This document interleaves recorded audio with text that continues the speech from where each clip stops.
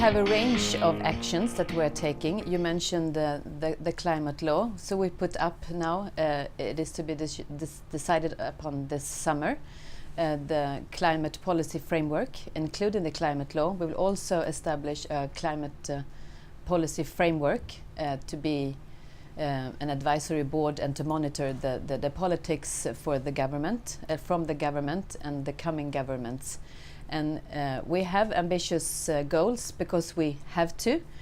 We need to combat climate change and we need to have a very ambitious agenda.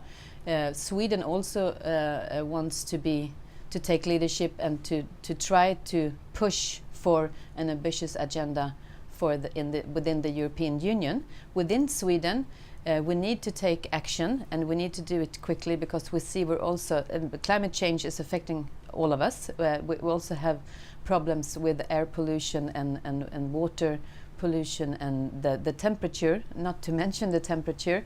We saw in the Arctic in the measurements that the temperature was the highest in the year of 2016 ever since the measurement started, and that means that it was 20% higher than normal at one measurement point. So we have those ambitious goals, and we will also reduce the emissions from the transport sector by 70% to the year 2030.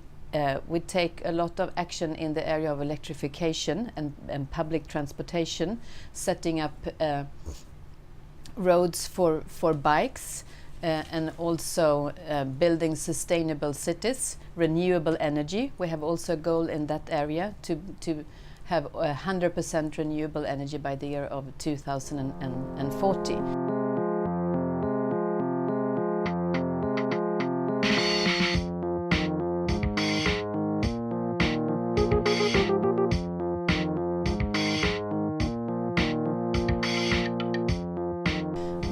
By also being very clear in the climate policies and to use taxation for things that we don't want to see, and subsidies for things that we need to have for the climate, and renewable energy is one such thing. So we have subsidies and we took away taxes. So now it will make more investments come in that direction. But we need a mix, of course. We have solar energy and water and also wind power. Mm-hmm. When it comes to the energy sector and also other sectors within the society, we do have very close dialogue with business and to know what they need and what challenges they see, and for us policymakers to take action together with them so that we have a common roadmap for the future that will make it more predictable and also better.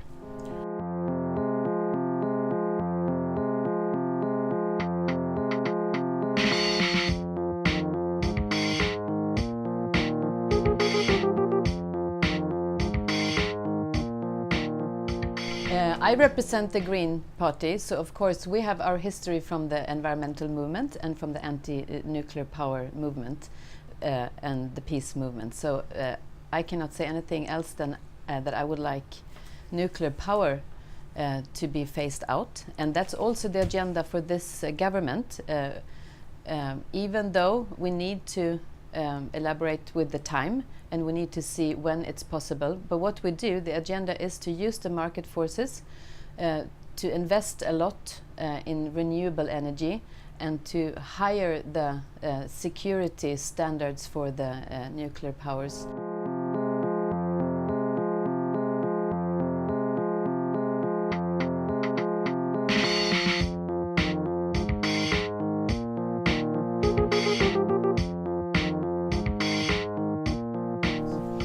I would say definitely yes to both those questions, of course, and I'm convinced that's how it is. The Green Party, with the Deputy Prime Minister Isabella Lövin, responsible for climate and climate policies and also international cooperation, she's been showing a very strong political leadership in the area of climate right now, and that's necessary. That's exactly what we need in the world and in Sweden.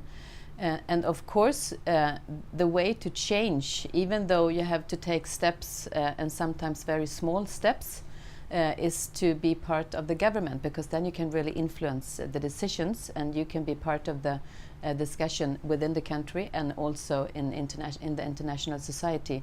So I would say, if you're a political party, if you have taken the decision to be a political party, you have to have on the agenda to sit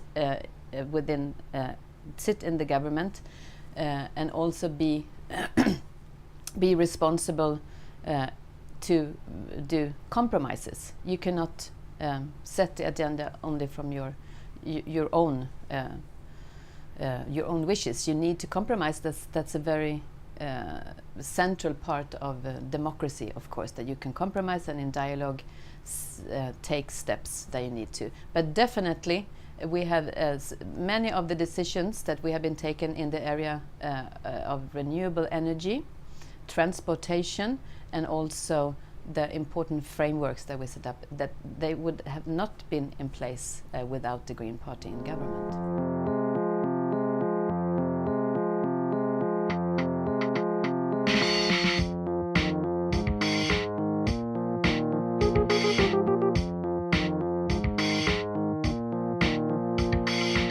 When it comes to the Nordic countries, we're just discussing and making a more ambitious and clear agenda for the cooperation within the Nordic society, because in this situation when the world is changing so quickly and the ambitions also within the EU is weakening, we need to identify new collaboration arenas and new for us for cooperation and to strengthen the agenda, and the Nordic cooperation is one such.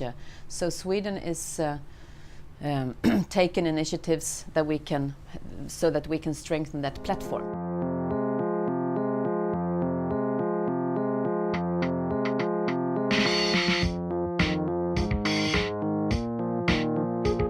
We have to make it strong enough.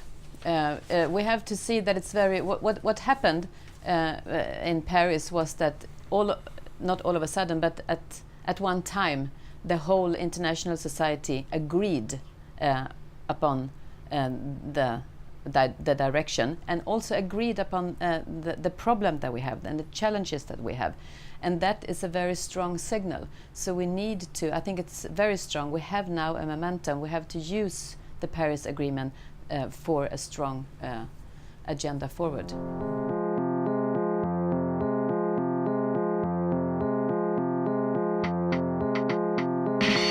The goal, there shouldn't be no doubt about what the goal is and where we're going.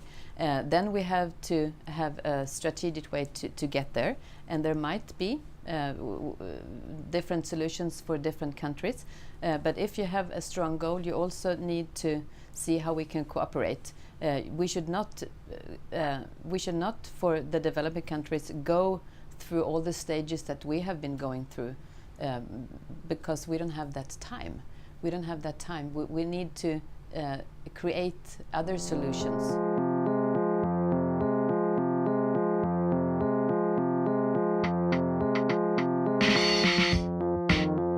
We have our two prime ministers, Modi and Lövin. They made a joint statement in the year of 2016, and we will continue to go forward in those areas and to deepen our collaboration when it comes to climate. Was one very clear point in that joint statement. We can exchange experiences and knowledge and technology. We also have from the Sweden side businesses that are very committed to doing to be part of the solution and to create a sustainable future, and they are more than willing to be a part of that dialogue in the future when it comes to transportation, electrification in the transport sector, and also building in the agenda for gender equality when it comes to transportation.